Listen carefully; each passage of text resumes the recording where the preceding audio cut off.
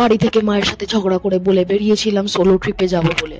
গিয়ে দেখি মা সেখানে অলরেডি 136 জন আমার সাথে যাওয়ার জন্য বুক করে রেখেছে। কাজেই সোলো ট্রিপটা গ্রুপ ট্রিপে পরিণত হলো।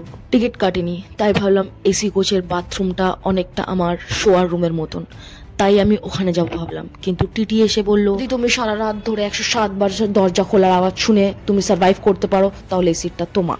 মাঝরাতে ভাবলাম টিটিটা মন্টু পাইলট ছিল না তো, চারিদিকটা এত অ্যাস্থেটিক লাগছে কেন, নীলকুঠি। ভোরের দিকে এসি থেকে 80 ডিগ্রি সেলসিয়াসে লু বইছিল, তাই সেখানে রুমাল গুজে গরম আটকানোর চেষ্টা করছিলাম। ঘুম থেকে উঠে দেখলাম খুব দুপুর হয়ে গেছে, 9:03। তারপরে কারা যেন এসে IRCTC-র কাপের মধ্যে স্টারবাক্সের নুন জল বিক্রি করে গেছে। বেলা গড়ানোর পর একটা কথা মনে পড়ছিল, কারা যেন বলেছিল ভাই সোলো ট্রিপে সেই জোস। বোরিংনেস তো ছিলই, তার মধ্যে বাচ্চা গুলানের কান্নার আওয়াজ থামাইতে আহার টমাটার বারে মজাদার চালায়াই যাচ্ছিল।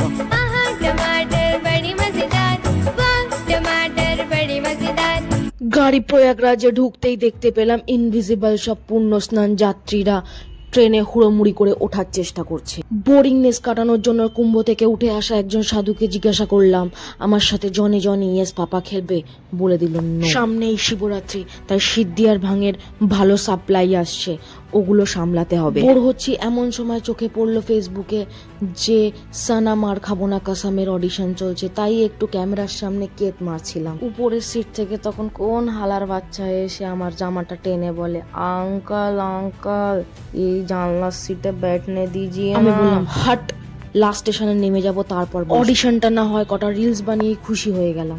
সন্ধ্যে 6টার সময়ও অন্ধকার না হওয়ায় বুঝতে পারলাম নেক্সট স্টেশন নেদারল্যান্ড।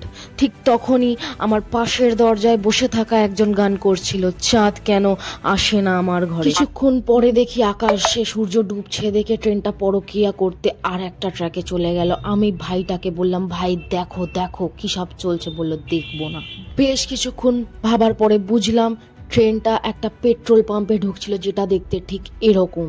পেট্রোল ভরাবার পরে ট্র্যাকটা থেকে ওই ট্র্যাকের বয়ফ্রেন্ড বলল, তুমি সরে যাও লাইফ থেকে, কারণ আমি এসে গেছি। কিছুটা দূর যেতেই চোখে পড়লো ফুলেগরা গ্রাম। সেখানে দেখতে পেলাম রিঙ্কি ট্যাঙ্কির ওপরে বসে তখনও চা খাচ্ছিল এবং অভিষেক ভাইয়া দুটো খাস্তা বিস্কুট নিয়ে নাচাতে নাচাতে উঠছিল। তবে মনটা খারাপ হয়ে গেল যে ফাকলি বাজারে আর লকির চাষ হচ্ছে না। কিন্তু ভালো খবর এটাই ছিল যে ফুলেরা গ্রাম নতুন একটি শহরে পরিণত হয়েছে, যেটি টেকনোলজির সাথে অনেক আধুনিকও ছিল। হঠাৎ করে একটা স্টেশনে আমার ট্রেনটির সাথে তার এক্সের দেখা হয়ে গেল। হঠাৎই শিয়ালদা আজমির ট্রেনটা আমাকে বলে উঠলো যে এখন আমি আবার শিয়ালদাই ফেরত যাব। দুজনের এত মিষ্টি ঝগড়া দেখে আমার বাবুর কথা মনে পড়ছিল। আমি তখনই কসম খেয়েছিলাম, বাবু তোমাকে ছাড়া আমি আর কোনো সোলো ট্রিপে যাব না। চোখটা লেগে গেছিল। উঠে দেখি একটা ব্রিজ আসছে। আমি একটা দাদাকে জিজ্ঞাসা করে বললাম, দাদা এটা কি বালি ব্রিজ? বললো হাঁটবে ওরা, এটা যমুনা। জানতাম যমুনার রং নীল, যেটা নিয়ে একটা গোটা গান লেখা হয়ে গেল, যমুনা ও যমুনা নীল যমুনা। আমি যমুনাকে দেখে এইটুকুনি ডিসাইড করে ফেললাম যে আমি কলকাতায় ফেরত যাওয়ার পরে আগে মমতা দিদির কাছে আমি আবেদন করব যাতে আমাদের পচাখালের নামও যমুনার বোন নমুনা দেওয়া হয়। দূর থেকে তাজমহলটা দেখে কষ্ট পাচ্ছিলাম। ভাবলাম এই যমুনার কালো জলে যদি রংটাও তার কালো হয়ে যায়।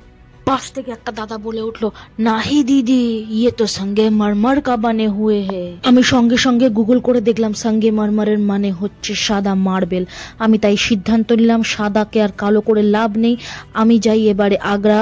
তাই আমার পাশে বসেছিল একটা বৌদি পরে ঘাগড়া। ট্রেনের ভিতরে নাগড়া পরে আমি আগ্রা পৌঁছে গেলাম। পৌঁছে আমি পিছনে লক্ষ্য করলাম যে পেছনে শাহজাহানের বেডরুম দেখা যাচ্ছে। র্যাপিডোলার কাছে ডিকি না থাকার জন্য লাগেজ ঢুকলো না, আমি তাই ক্যান্সেল মেরে দিলাম। আমি আগ্রায় ঢোকার পর জানতে পারলাম গ্রিন লাইট ছাড়া এখানে লাল লাইট নেই, তাই যে যেখান থেকে পারছিল ঢুকে যাচ্ছিল, কারণ একটাই লাল, সেটা হলো লাল কেল্লা। আগ্রায় আমার মাসির বাড়ি ছিল, তাই মাসিরা এখানে প্রথমে এই প্রজাপতিগুলো দেখেই আমার ডাক নাম রেখেছিল। ফাইনালি আমি আমার গন্তব্যস্থলে এসে গেছি, আমার মাসির বাড়ি। Bye guys.